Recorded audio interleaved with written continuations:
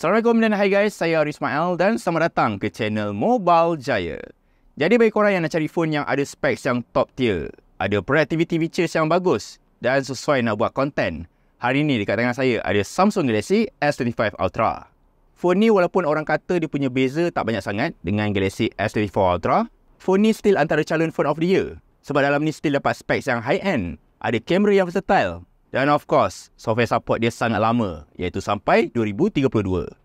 Actually, saya dah gunakan phone ni selama lebih daripada sebulan dan ada benda yang saya suka dan ada benda yang kena improve dekat phone ni. So, ini dia hasil penggunaan saya untuk Samsung Galaxy S25 Ultra.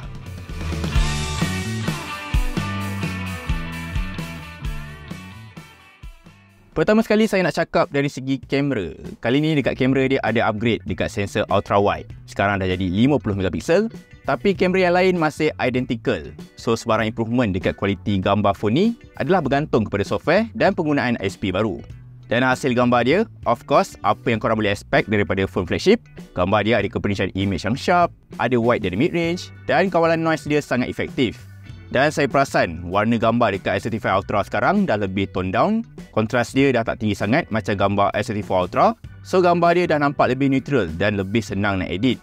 Gambar ultra wide pun nampak lebih sharp. Noise pun dah jadi kurang sangat. So upgrade yang ada dekat sensor ultra wide ni sangat bantu untuk korang yang suka ambil gambar 0.6. Cuma kamera phone ni agak struggle untuk ambil gambar yang ada subjek bergerak. Lagi-lagi time low light. So harapnya next model Ultra boleh improve lagi dekat bahagian ni. Dan phone ni ada kamera telefoto yang sangat versatile. Untuk dapatkan gambar zoom yang baik, of course korang kena buat 5 kali zoom. 10 kali zoom pun still nampak cantik lagi. Cuma lebih daripada 30 kali zoom tu, gambar akan mula nampak soft. So kalau nak ambil gambar zoom tu, better korang adjust zoom range tu dalam 1 hingga 30 kali zoom saja. Dan untuk kualiti rakaman video phone ni, antara the best untuk phone sekarang. Sebab sangat stabil, kawalan exposure pun konsisten. So nak buat konten, inilah phone yang seronok guna. Lagi-lagi pilihan focal length dia sangat banyak.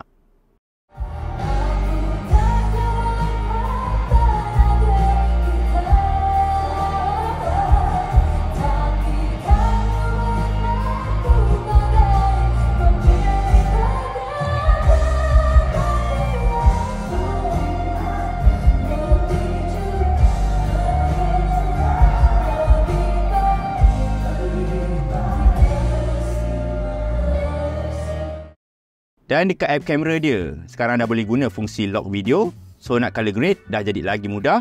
Dan korang boleh apply custom filter yang korang boleh tweak temperature, film grain untuk bagi gambar nampak lebih estetik. Untuk performance, phone ni guna variant chipset paling laju untuk Snapdragon 8 Elite, iaitu variant 4 Galaxy, yang mana dia overclock dari segi prime core dan GPU dia. So untuk real life usage, phone ni memang laju, senang nak handle tugasan yang berat-berat. So nak edit video, nak edit gambar, phone ni rasa sangat smooth. Dan of course, korang boleh main game AAA dekat phone ni. Dan saya perasan suhu dia pun tak terlalu panas. Bacaan suhu dalam 41 hingga 45 darjah Celsius. So phone ni ada thermal management yang bagus. Benda yang best bila pakai phone ni, software dia. Dah lah dapat update sampai 7 tahun. Sekarang UI dia dah overhaul jadi lagi cantik. Saya suka dengan dia punya control center. Button dah jadi lagi besar. Ikon baru ni pun nampak lawa je. Dan dia ada now bar yang senang nak tukar mood ataupun tukar lagu. Dekat UI dia sekarang pun dah ada fungsi now brief untuk overview hari korang. Cuma saya harap dekat Samsung untuk tambah lagi useful information. Sebab kalau tengok sekarang ni macam still nampak sikit lagi. Untuk fungsi AI pun ada improvement. Dia punya Magic Eraser sekarang dah jadi lagi efektif, lagi bagus berbanding Apple Intelligence. Dan saya suka fungsi audio eraser dia. Sangat berguna untuk buang background noise dekat video. Untuk fungsi S Pen dia sekarang dah tak ada Bluetooth. Tapi jangan risau, dia still sebuah S Pen yang highly accurate. Cuma korang akan rindulah fungsi camera shutter dan air gesture yang ada dekat S Pen sebelum ni. Dan phone ni saya nampak sebuah phone yang best untuk entertainment. Sebab ada skrin yang besar. Panel Dynamic AMOLED 2X dia sangat cantik. Dan speaker Dolby Atmos dia still antara yang the best. Kuat, immersive, berkualiti untuk sebuah phone flagship. Dari segi design pun sekarang dah nampak lagi clean. Bezel dah makin nipis. Dan bila pegang pun dah jadi lagi selesa. Sekarang lagi ringan dan tak ada bucu yang tajam. Dan untuk bateri, walaupun kapasiti bateri dia sama macam model yang sebelum ni, saya perasan prestasi bateri dekat S25 Ultra dah lagi tahan. Senang nak dapat dalam 6 hingga 7 jam screen on time disebabkan chipset yang dah lagi efisien. Cuma charging dia masih 45 watt. Dalam sejam juga nak penuh. So maybe next flagship adalah improvement. Dapat 67 watt pun dah okey dah.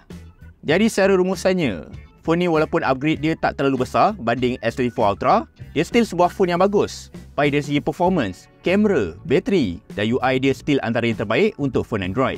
Cuma saya mengharapkan next model mungkin ada improvement dekat bateri. Maybe guna silicon carbon. Dan harapnya juga teknologi charging dia ada upgrade jadi lagi laju. So dengan adanya specs yang high-end, feature productivity yang bagus dan software support yang sangat lama, Samsung Galaxy S25 Ultra ni sangat mudah nak direkomend untuk yang ada duit lebih. Dan tak terkejut kalau phone ni still jadi phone of the year untuk tahun ni. Jadi sekian sahaja daripada saya, Arif Ismail, untuk review Samsung Galaxy S25 Ultra pada kali ini. Jadi bagi korang yang ada sebarang soalan, cadangan ataupun apa jua pertanyaan, korang boleh kemukakan kepada saya melalui ruang komen di bahagian bawah ini.